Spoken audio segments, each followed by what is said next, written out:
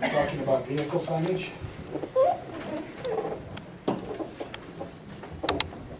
Good evening. My name is Chris Bowen. I'm the owner of Utah Air Systems, both Rods Plaza and Cannery.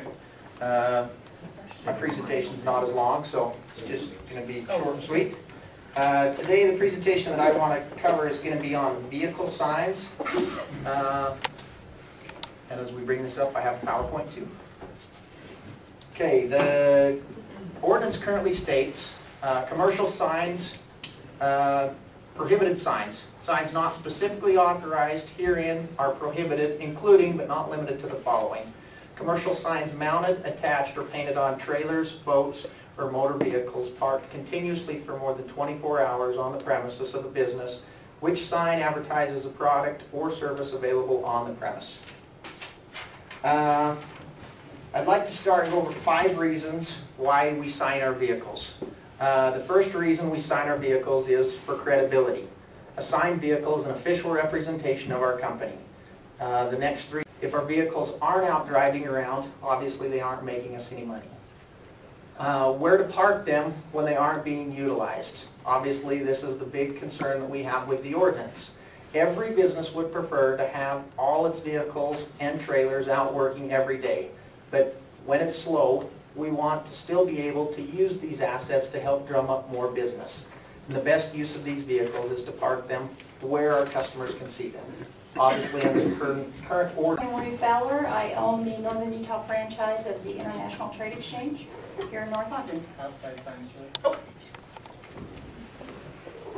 A lot of times businesses have excess inventory. People love to take advantage of sales, and they'll purchase the special as opposed to what they would normally purchase if they think they're getting a good deal. Okay, turning people just casually driving by into repeat customers. This is a great example of... It's not on my thumb drive. Oh, yes. I'm Lindy Best with Best Realty Group. I've also brought Chris Anderson with Remodel West. He's in our building. We're in the building together.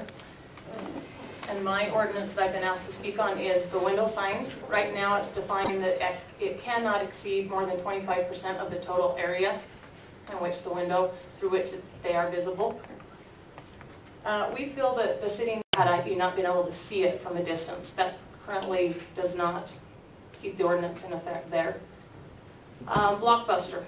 If Blockbuster stopped putting up their posters of what movie was coming out soon, Twilight, I know that my kids looked over there and said, oh my gosh, Mom, when's that coming out? We've got to get that.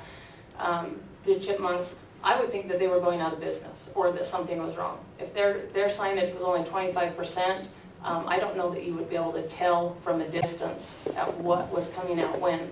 Pier 49, they have some advertisements as well.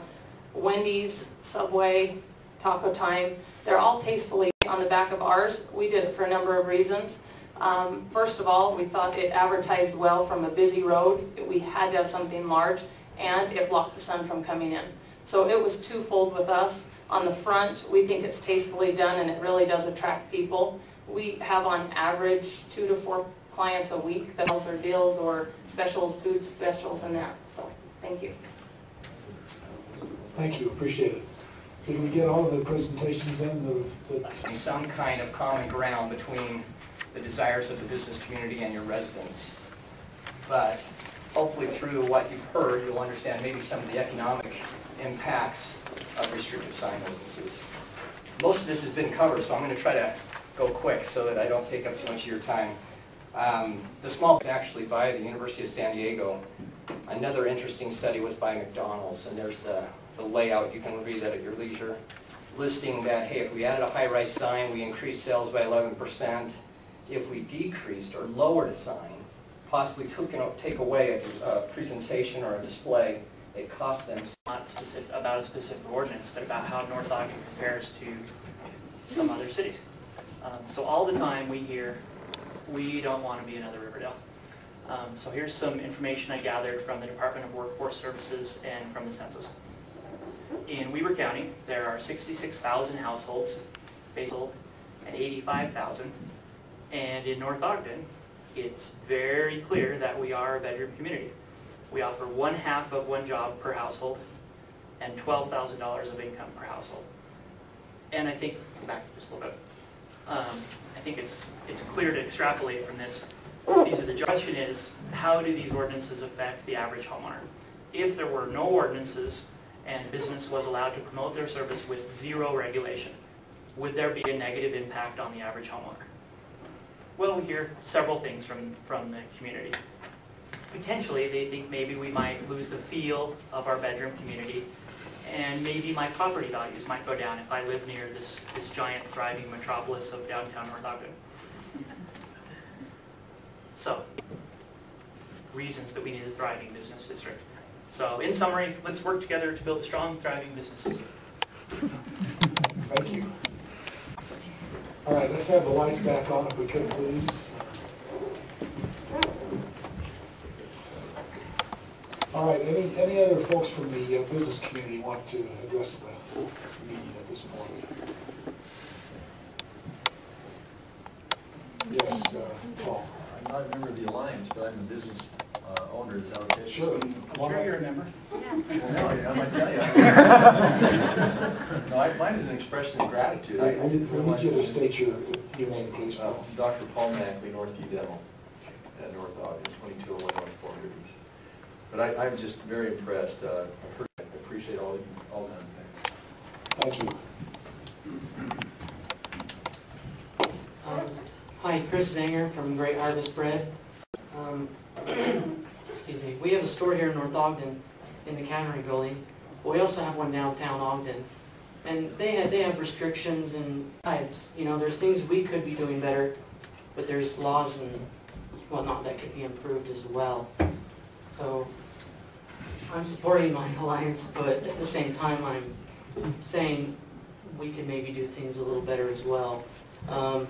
Another example, the gal, the best, I couldn't even see what her sign said in the windows, and she was fighting for those window placements. I don't always think it's the ordinances, I think it's how we do it. Am I getting my point across?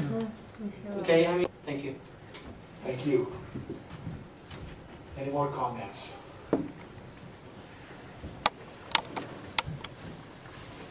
And he said, I said, how did you find us? He said, I've been driving by your sign for a year. And that's very common with all the clients that we tend to draw in. They've driven by our... My heart just goes out to them. I feel bad when businesses struggle where I live. And I try really hard to send a message that says, support the business where you live. Don't drive to Layton for something you can get here in North Ogden. And the comments I hear the most are, well, we didn't know they were there.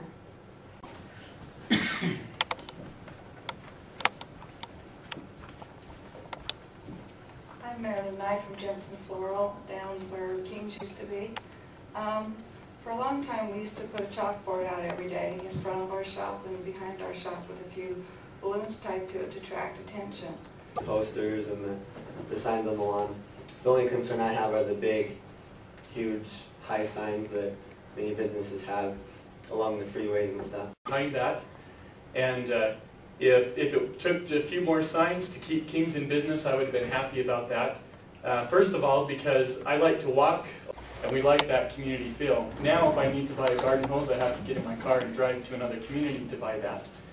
And since Kings has gone out of business, we've had a lot of petty theft that's happened, not even petty theft, we've had cars stolen from people's carports in that area.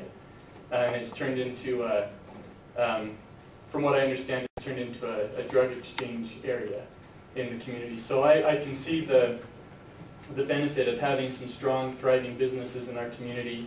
First of all, I think it keeps that bedroom community better because we can stay in our community instead of having to drive other places for those goods and services. And